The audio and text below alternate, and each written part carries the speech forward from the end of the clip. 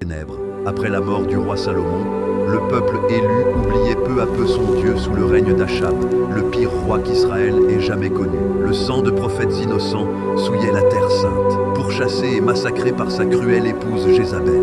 Israël avait oublié le nom de Dieu, et désormais, il s'agenouillait devant les autels de Dieu de pierre et de bois. Mais Dieu n'avait pas abandonné son peuple.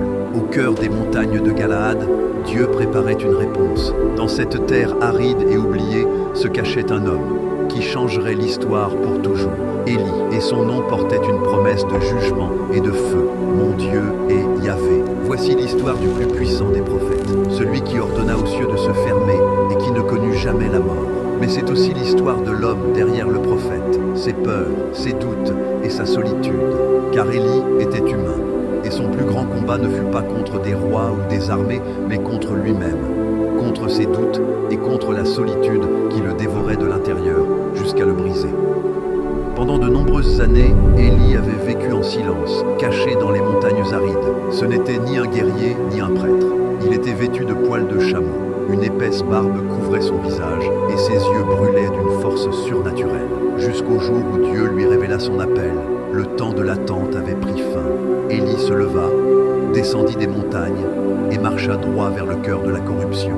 Samarie, la capitale du royaume, là où Achab régnait aux côtés de Jézabel. Les soldats postés aux portes du palais, en le voyant passer, furent paralysés par une force invisible et le laissèrent passer, comme si l'air même lui ouvrait la voie. Élie avança dans les couloirs menant au trône, sans annonce ni escorte, tandis que les serviteurs reculaient à son passage.